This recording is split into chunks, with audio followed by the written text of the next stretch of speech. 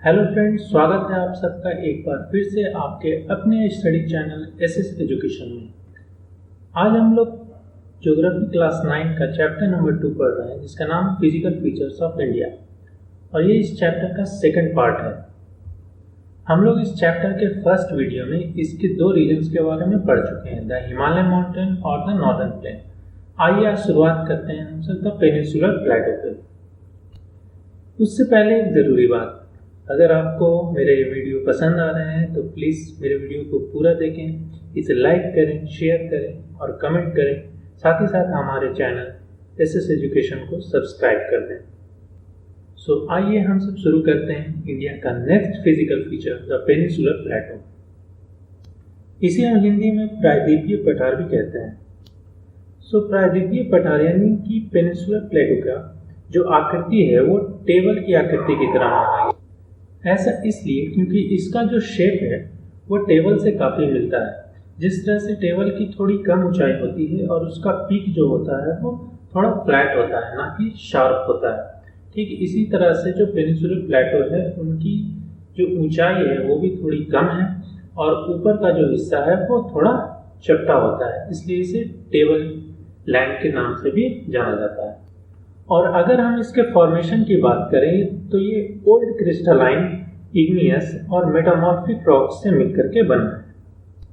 साथ ही इसे सबसे ओल्डेस्ट लैंडमास माना जाता है, क्योंकि इसका निर्माण जो है जब गोंडवाना लैंड टूटकर अलग हुआ था तब उस समय इसका निर्माण हुआ था। इस वजह से ये सबसे ओल्डेस्ट लैंडमास माना जाता है।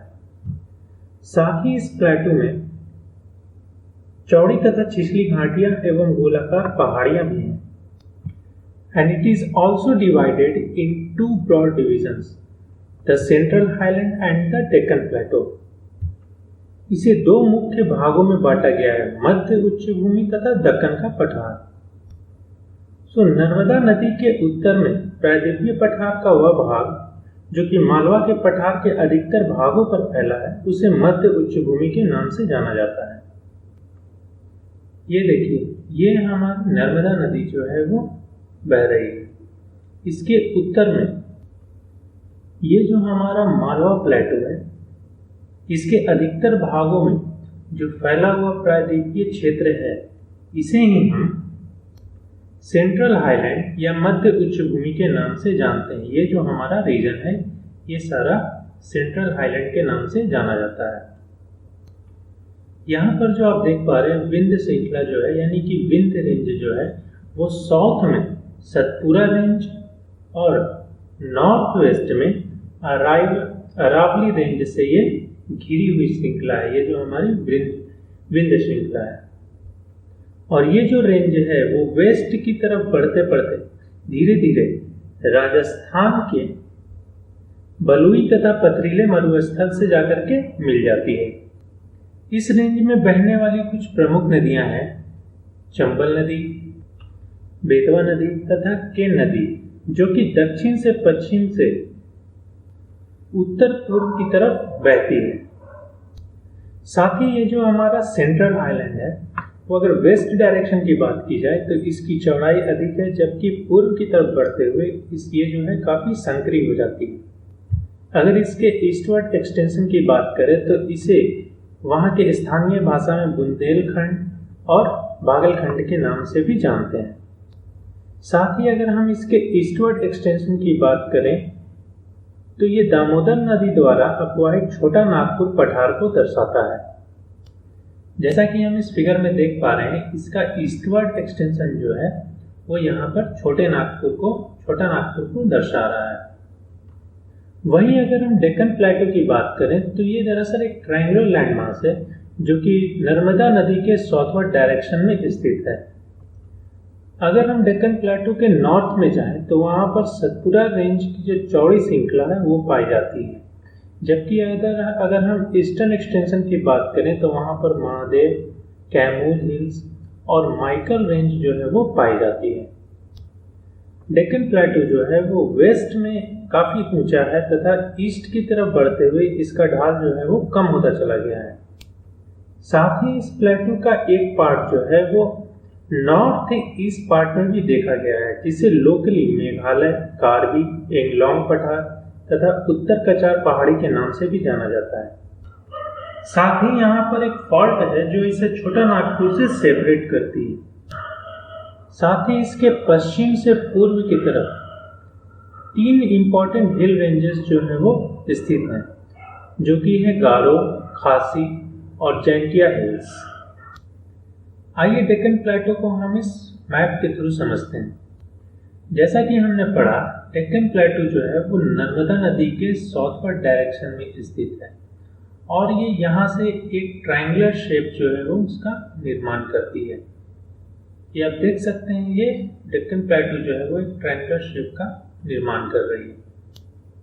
इसका जो सबसे वाइडर रेंज है, यहीं पर सतपुरा रेंज जो है वो स्थित है। यह हमारा सतपुरा रेंज है। जैसा कि हम लोगों ने पढ़ा, इसका जो वेस्टर्न पार्ट है, ये जो इसका वेस्टर्न पार्ट है, ये ऊंचा है। इसका जो ईस्टर्न पार्ट है वो ढाल वाला क्षेत्र है, यानी इस तरफ जो है वो ढाल ज्यादा है। साथ ही इसके नॉर्थ ईस्ट में मेघालय, कार्बी एंगलोंग पठार तथा उत्तर कचार पहाड़ियां भी स्थित हैं। Now let's study about the Western Ghats and the Eastern Ghats. Look at the map. As we can see that there are 2 edges of the Deccan Plateau. और वो 2 एजेस कौन कौन से हैं? एक तो हमारा ईस्टर्न एज है और दूसरा हमारा जो है वो वेस्टर्न एज है। सो ईस्टर्न एज को हम लोग ईस्टर्न घाट के नाम से जानते हैं, जबकि जो डेक्कन प्लेटू का वेस्टर्न एज है उसे हम वेस्टर्न घाट के नाम से जानते हैं। So this region is called the eastern Ghat and this region of Deccan plateau is called the western Ghat. Now if we compare the heights of this 2 Ghats, we find that western Ghat की जो ऊंचाई है, एवरेज ऊंचाई है, वो 900 से 1600 मीटर है, जबकि ईस्टर्न घाट की जो औसत ऊंचाई है वो 600 मीटर है। इसका मतलब हुआ कि जो वेस्टर्न घाट की ऊंचाई है वो ईस्टर्न घाट के मुकाबले ज्यादा है। अब अगर हम ईस्टर्न घाट के विस्तार की बात करें तो जैसा कि आप इस फिगर में देख पा रहे हैं, यहाँ पर जो है वो महानदी है और यहाँ नीलगिरी हिल्स, यानी कि महानदी से लेकर के नीलगिरी हिल्स तक ईस्टर्न घाट का जो है वो विस्तार है। लेकिन ईस्टर्न घाट्स में एक इसकी विशेषता ये है कि आप जैसा कि इसे देख पा रहे हैं, ये कंटिन्यूअस नहीं है, इसके बीच में जो है वो कुछ गैप्स आपको दिख रहे होंगे। ऐसा इसलिए है क्योंकि बंगाल की खाड़ी में बहने वाली कुछ नदियां, जैसे कि कृष्णा नदी है, यहाँ से गोदावरी नदी है, ये बहते हुए इस घाट को काट करके और फिर बंगाल की खाड़ी में जाकर के मिली हैं। इस वजह से इसने इस घाटी को बीच से काट दिया है। That is why Eastern Ghat is not continuous from Mahanadi to Nilgiri hills. अब अगर हम वेस्टर्न घाट की बात करें तो हमने जैसा कि देखा कि इसका जो एक्सटेंशन है या इसकी जो ऊंचाई है वो ईस्टर्न घाट से थोड़ी ज़्यादा है।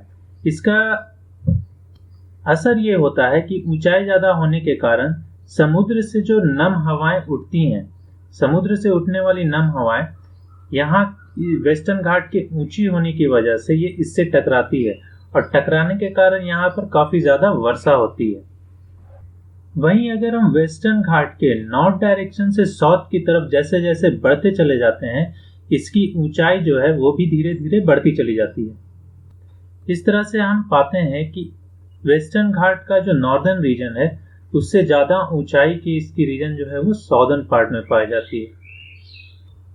इसी रीजन में हम देखें तो अनाईमुड़ी जो है वो शिखर यहीं पर सिचुएटेड है, जिसकी ऊंचाई जो है वो करीब 2695 मीटर की है।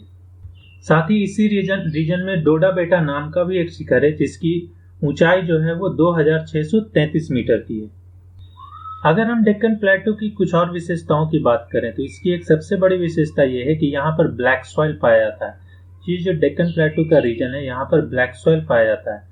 इसका सबसे प्रमुख कारण यह है कि ज्वालामुखियों के कारण निकलने वाले जो लावा हैं उसके वजह से यहाँ पर इग्नियस रॉक्स पाए जाते हैं, और इग्नियस रॉक्स का समय समय पर जब अपवर्तन होता गया, जिससे कि यहाँ पर काले मिट्टी का निर्माण हुआ, इस वजह से डेक्कन प्लेटो की जो मिट्टी है वो काली मिट्टी पाई जाती है, जिसे हम डेक्कन ट्रैप के नाम से भी जानते हैं।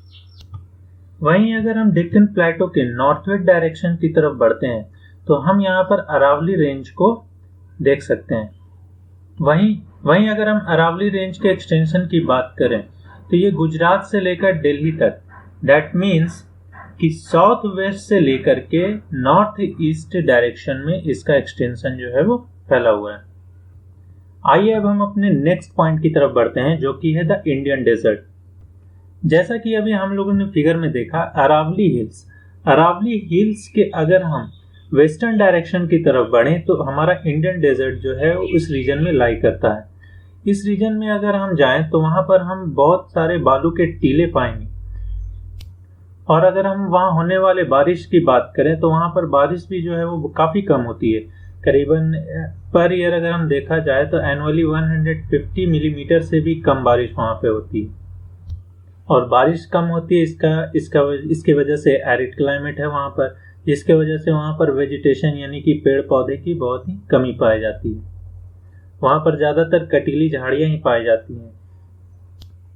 ये देखिए हमारा अरावली हिल्स है, अरावली रेंज है, और इसके वेस्टर्न डायरेक्शन की तरफ अगर हम बढ़ते हैं तो यहीं पर हमारा है the Great Indian Desert. And we know that very well कि द ग्रेट इंडियन डेजर्ट जो है वो भारत के किस स्टेट के अंडर आता है।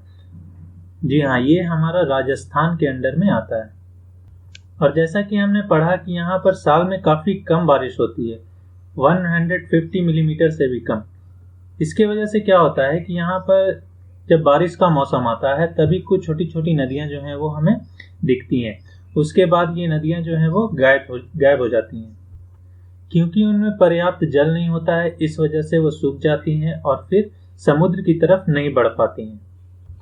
साथ ही इस क्षेत्र में एकमात्र नदी लूनी है, जो कि इस क्षेत्र की सबसे लंबी नदी है।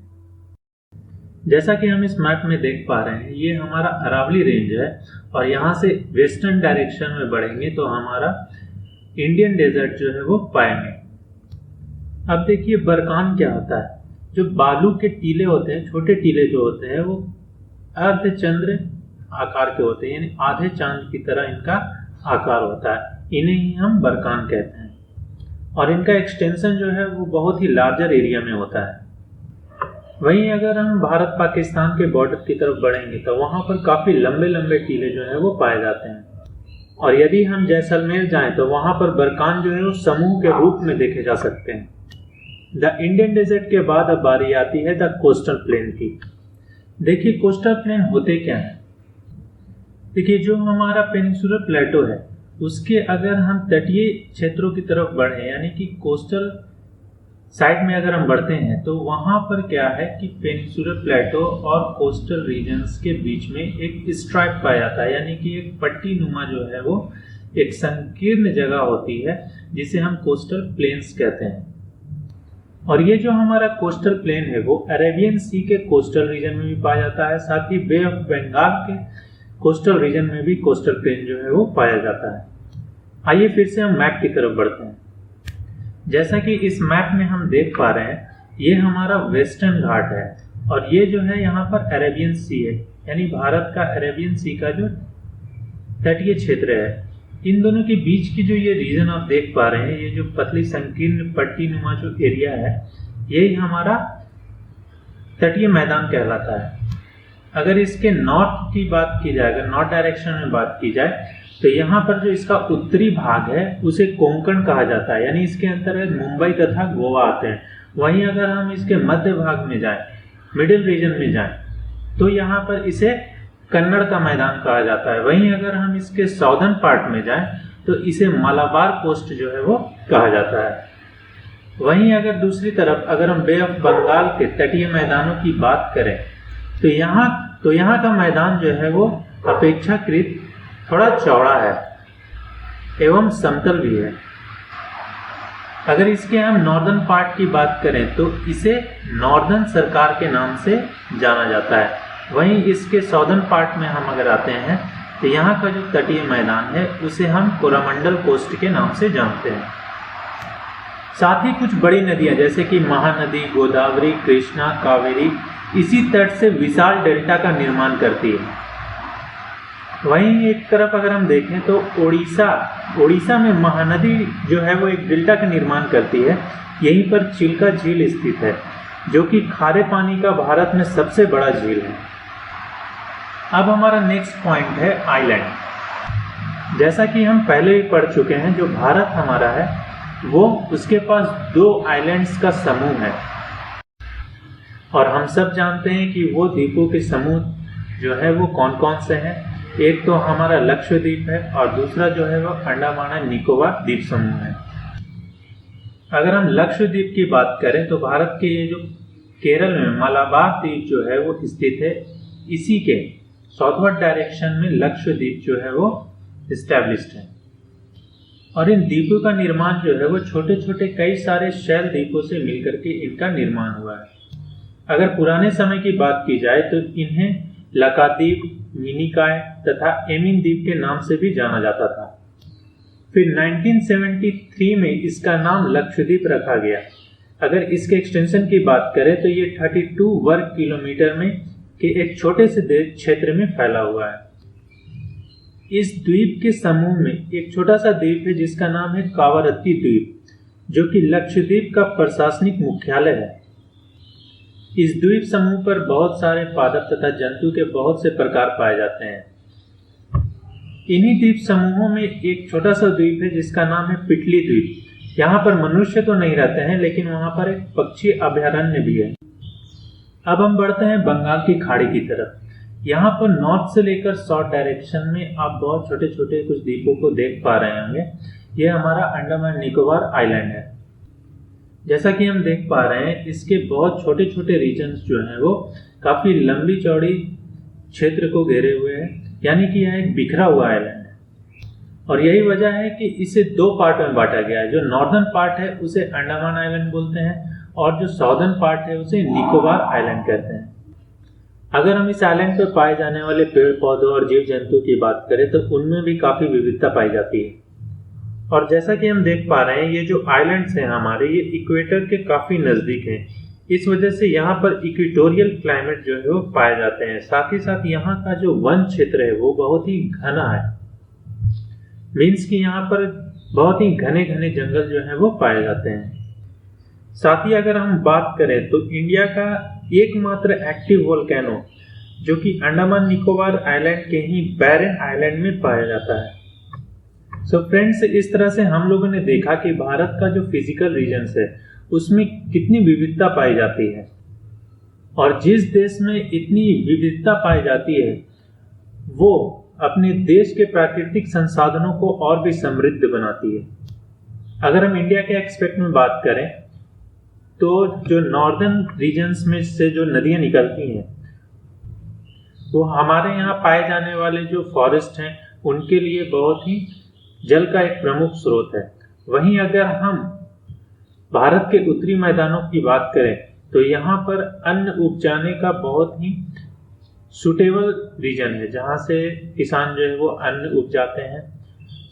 वहीं अगर हम पठारी भाग की तरफ बढ़ें तो यहाँ पर खनिजों का बहुत ही विशाल भंडार मौजूद है, जिससे कि हमारे देश में जो इंडस्ट्रियलाइजेशन हुआ है उसमें इसने एक इम्पॉर्टेंट रोल अदा की है।